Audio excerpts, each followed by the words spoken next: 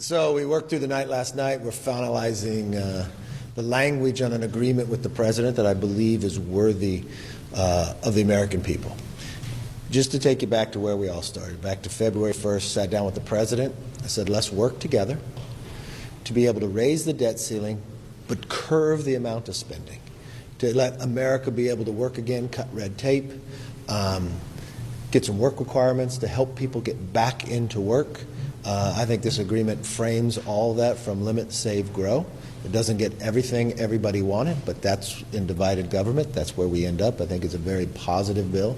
I want to thank Garrett Graves and Patrick McHenry for the hours that they put in from the very beginning. I mean, no one thought at any given day that we would be where we are today. The president said he wouldn't negotiate with us for 97 days. He wouldn't even allow us to talk. After we passed the bill, we were able to get in. But it wasn't until the final 2 weeks that would we really be able to sit down and communicate with one another. I do want to thank the president's team that he put together. Very professional, very smart, very strong beliefs that are different than ours. And I think at the end of the day, people can look together to be able to pass this in the House and the Senate together to sign it and send it to the president. With that, let me bring in, I want Garrett to say a few words. I want Patrick to say a few words, and then we'll be able to take questions so you'll know for it. We'll first start with Patrick McHenry. Thank you, Mr. Speaker, and thank you for your strong leadership here. Without the commitment of House Republicans passing a plan to raise the debt ceiling and take on our nation's finances and turn the trajectory of this debate with the White House, and without the Speaker's firm commitment, we would not have been in these negotiations. And the negotiations were intense. They were quite challenging. The outcome of that is a fundamental shift in the spending trajectory in Washington. This is the biggest set of spending cuts and a substantial change from the spending of the last 2 years for this administration. That is changing the trajectory of the fiscal house here in Washington. That's very important. We have consequential work requirements on important programs. We eliminate loopholes. And we bring in the value of work to these important programs. The meaning and value of work connected with fiscal responsibility, those are very important top lines for this negotiations. But it wouldn't have been possible without the firm commitment of House Republicans and us passing a plan. Nice introduction. Oh, I'm sorry. And this is Congressman Garrett Graves. He did shave this morning for you. I feel like I need to bend over for this microphone.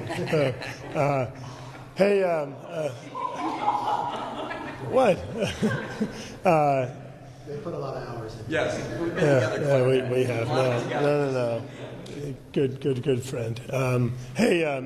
So going on what Patrick said, first of all, look, the Committee for Responsible Federal Budget put together numbers just recently, and they quantify that a child or a grandchild born in America today is going to inherit somewhere near $4.5 million in debt over their lifetime. Think about that for just a minute. $4.5 million for every child or grandchild born in America today that they're going to inherit as a result of irresponsible, reckless, and selfish spending of politicians in Washington. As Patrick said and as the Speaker said, this is transformational.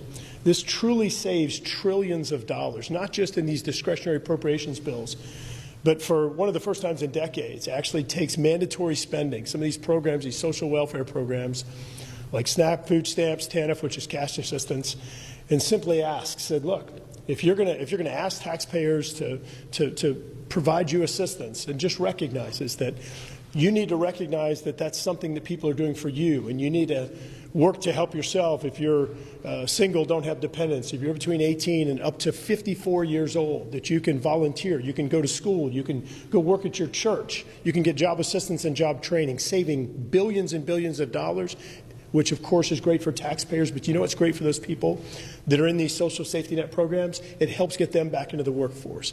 This, for the first time in over 4 decades, does transformational changes into the permitting and environmental review process today. It takes over 7 years to get a NEPA or an environmental analysis for a road project.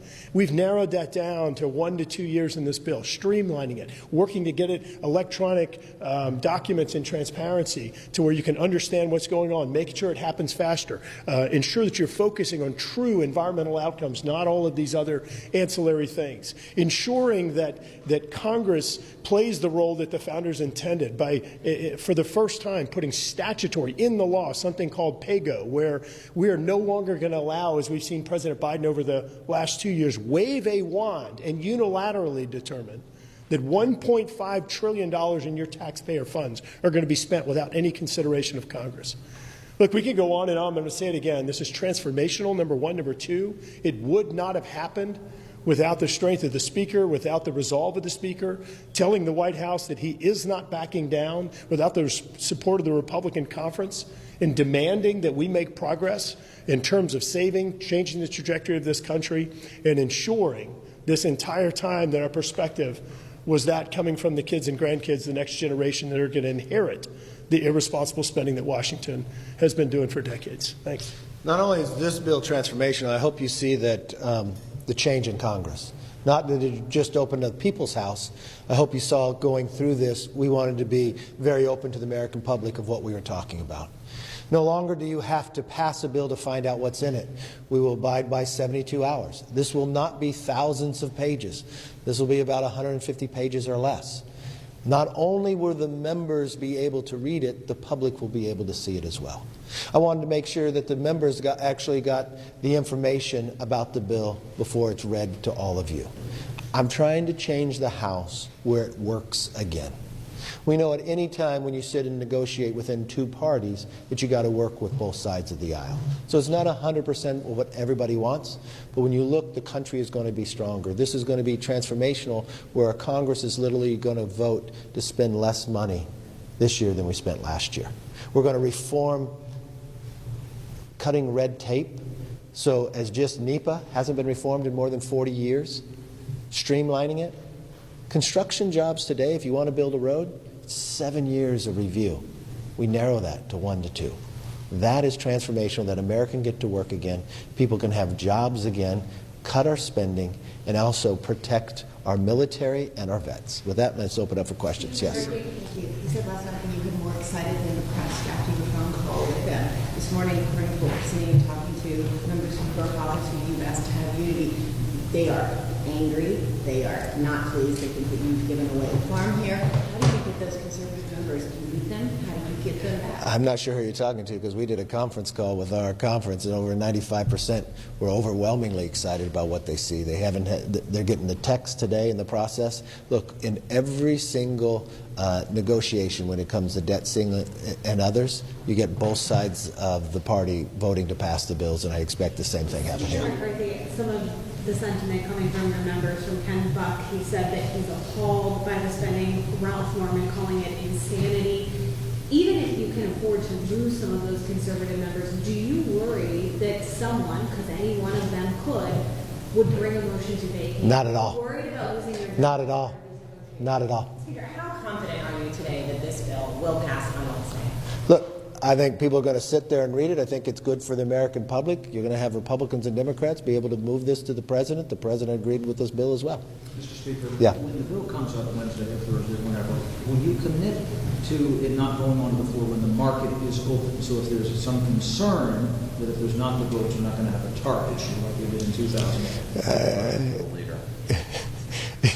We're going to put the bill on the floor in 72 hours and pass it. You spent a lot of time thinking up crazy stuff. Two questions. Can you take us through the defense, non-defense specifics? And then also, what about the Rules Committee? You may have however many members you have on the floor, but Chippewa just in the last minute tweeted out no. And we know that Dr. Ralph Norman, he didn't like what was happening when the bill was merging. Do you have the votes to get this moved? Look, we're putting out the text to everybody. I think we'll be fine without getting it through. Patrick, you want to handle any of that? Sure. So everybody wants to know the top line. It's been a big piece of negotiation. We have spending caps that are now in law and enforceable for this Congress. That was a significant return to reforms that we've had a decade ago to restrain the appropriations process and their capacity to spend more money year over year.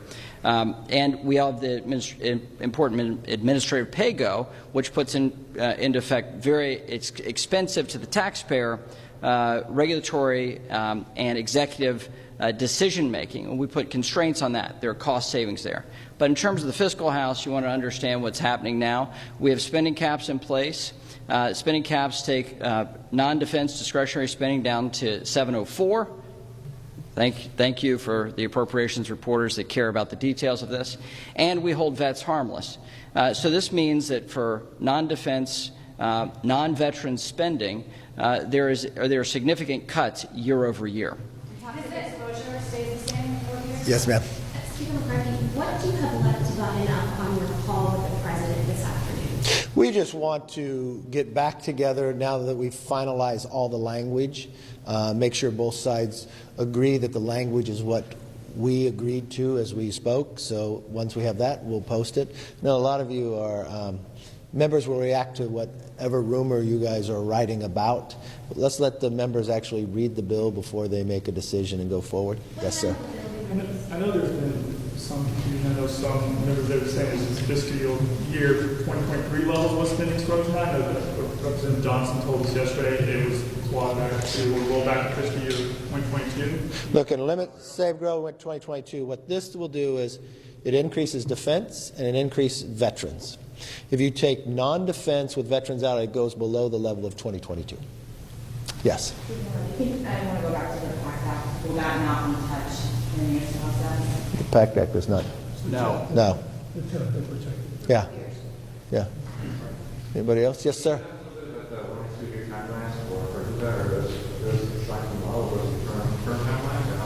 So first of all, let's keep in mind, NEPA, the National Environmental Policy Act, has not been amended in decades and decades, in over 40 years.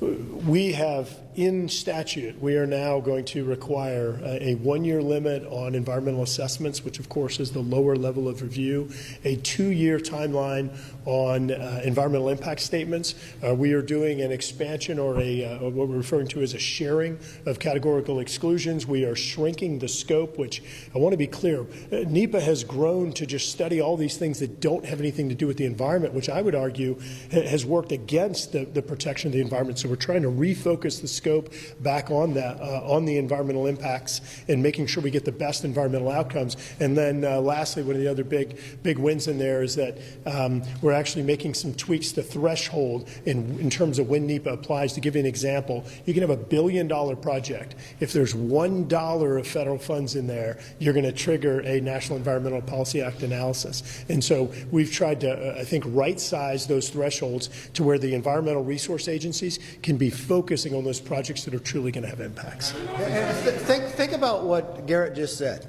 It hasn't been reformed in 40 years. It's a frustration with people all across this country on both sides of the aisle. It doesn't matter if you want to build a road, you want to build a renewable energy project, it all gets stopped and studied for years. It's a frustration. That's millions of dollars wasted. That is all changing now. So we can build again in America. We can make America stronger. We compete with other countries. This is a win for the entire country and for both sides of the aisle. Yes. How important is it to you that you get a majority of your majority and will you? Yes. Would you just reflect you will? Yes. This is a good, strong bill that a majority of Republicans will vote for. Yes, ma'am. It's looking like it's going to be a robust voting effort on both sides of the aisle. Have you started it at all having conversations? Tom Emmer is our whip. He will continue. And look, members have to have the text before they're going to say where they are, and so they'll be able to see it and work through it. Have you started conversations? Yes. With the president, you were very critical that he took a long time to come to the negotiating table. Once he did negotiate with you and your team, how do you describe it? I thought his team was very professional, very smart, very tough at the same time. So did a wonderful job.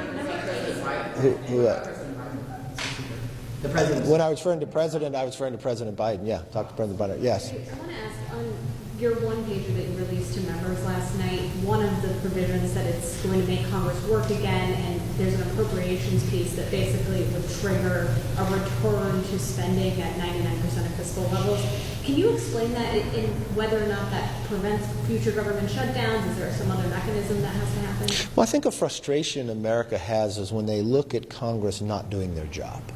We've watched this place break down where members didn't even have to show up for work, where the very basics of appropriations weren't passing. So you watched what happened before we took the power, where they had this omnibus come at the last moments in Christmas, thousands of pages, nobody can read it, you didn't wait 72 hours, and just jam it through and fund government that way. We want to make sure Congress works again for the American public. So when we became in the majority, we want to do everything in our power to have this process change. And that's getting back to the appropriations. Part of the strength of having this agreement, you got the top lines for the next 2 years, so people can go right and decide your priorities for America. And the difference here is, if you don't get that job done, you shouldn't be rewarded. So what it would do is make sure your government doesn't fund down, but it would do a continuing resolution, but at 99%. So it gives you the incentive also to do your job. This was an idea that brought forth by Thomas Massey. And I think it's a very positive idea, because what it's really doing is forcing and it's giving consequences for members of Congress on both sides of the aisle to do their job. This isn't going to be a Republican or Democrat idea. This is really for America, telling Congress there should be some consequences for you not doing your job, and now it gives you the incentive. So what you'll find is Congress is going to work better, smarter in this process because of it, and we'll get our work done. Do you expect all members of the leadership to support it? Yeah, I haven't talked to all of them, but I expect most of them will, yes.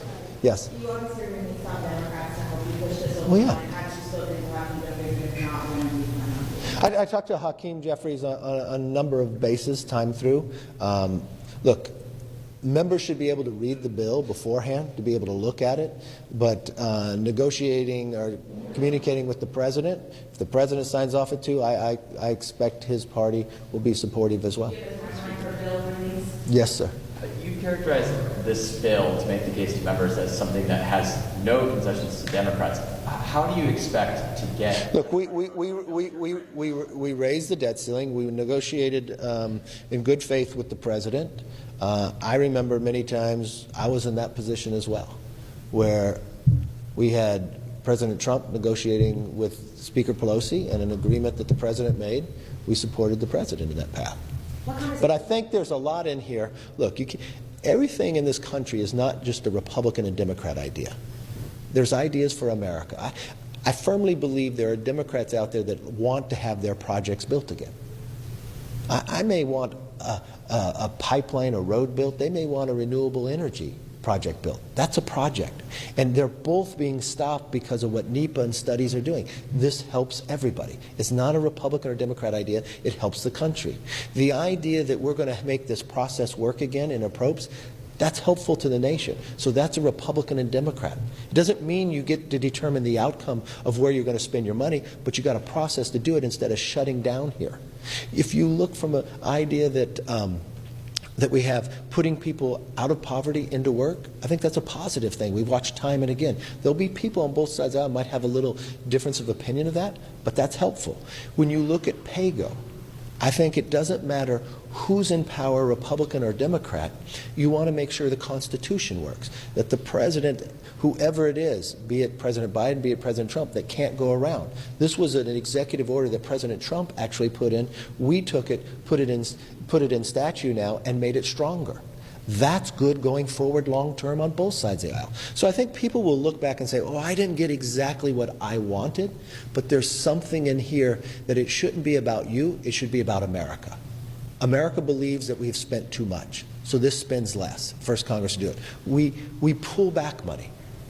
You know what? No longer are we going to send American taxpayer money to the CDC Global Fund to China. I think both sides of the aisle would like that idea. There's a lot in here for both sides, yes. This is a 2-year deal followed by years of non-enforceable funding targets. That's not the 10-year deal with budget caps that you guys were originally seeking. So how do you convince the Republican Congress that this is truly transformational when it comes to reducing the debt deficit?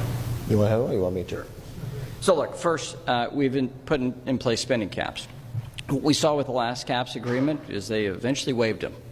And then we had a compromise, and the compromise was we would set spending levels for those additional years, knowing full well that the next Congress could even undo our spending caps.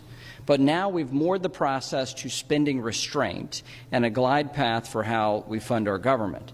So this does have an effect next Congress. Next Congress will have to change that number through the legislative process, just like they changed the number on sequestration, which is the enforcement mechanism for this Congress. So two different ways to achieve this similar outcome, fully recognizing that Congress legislates and can undo existing laws. So it's a practical application of the fact that we are, in House Republicans, trying to drive spending as low as we possibly can and enact it.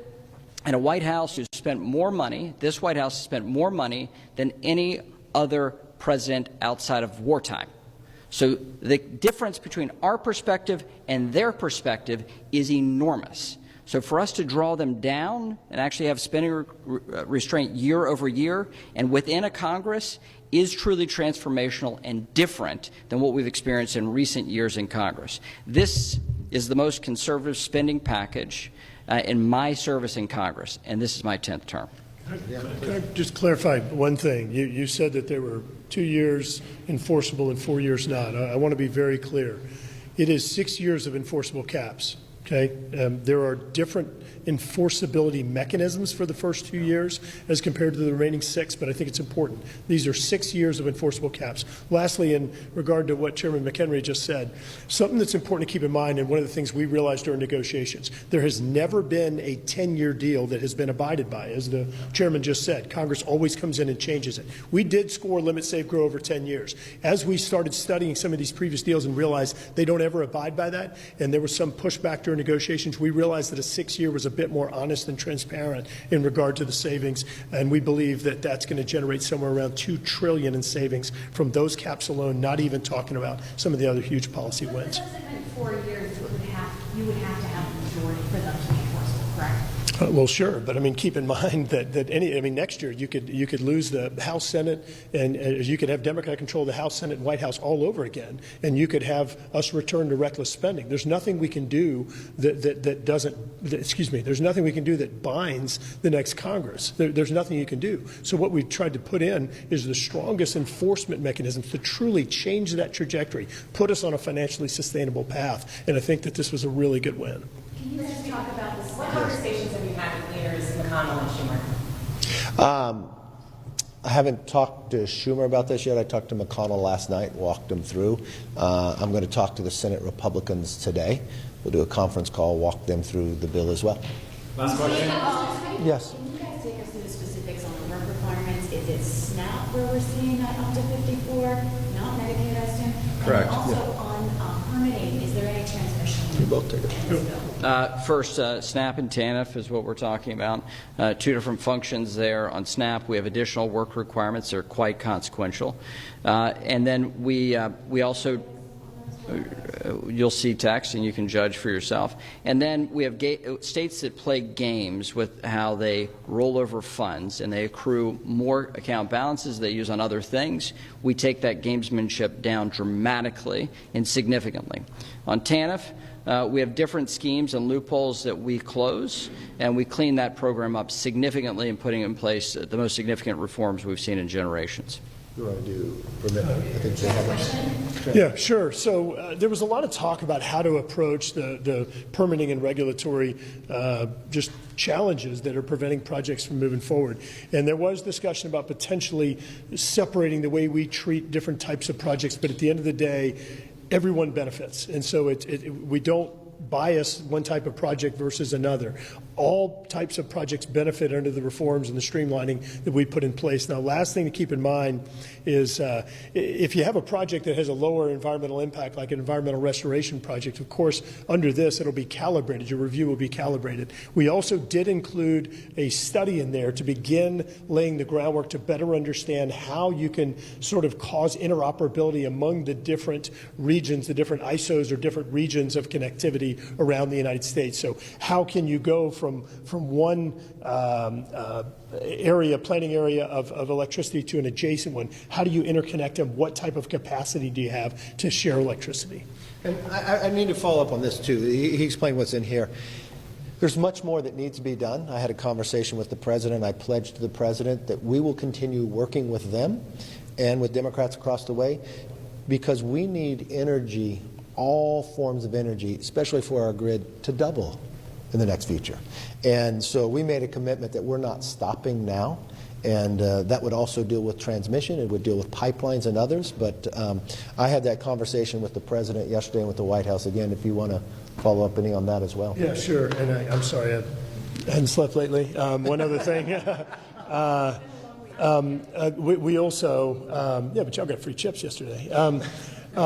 So one other thing is in regard to transmission, look, we recognize that there are fundamental problems with transmission. All these energy generations have been built, it can't connect it to the grid. One of the other things we did in Fast 41, there is a process to expedite permitting and regulatory. We did include some of the energy storage components in there that had been previously left out. That's a major improvement for transmission and balancing for intermittent energy sources. And then lastly, the Speaker did have a conversation with the President. Again, they both acknowledge we have major transmission problems across the United States. But rather than trying to step in and prescribe a solution when this issue really is not well understood in the Congress, where we would perhaps cause more problems than solutions, there's discussion about how we move forward in a bicameral, bipartisan way in really studying this and make sure that we move forward in the way that's going to solve problems, not cause more. And I talked to the President, then I called Hakeem Jeffries, to the Democratic leader, and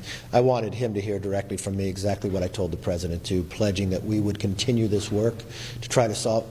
I think if we can get energy right in America, it will not only make us independent, but it will make us stronger, produce more jobs, and there's great ideas on both sides of the aisle, and that's really, when you look at things for Republicans and Democrats, I think that's a very strong place, especially in this bill as well, and the pledge of what we're going to work together going forward. So thank you all very much. Appreciate you.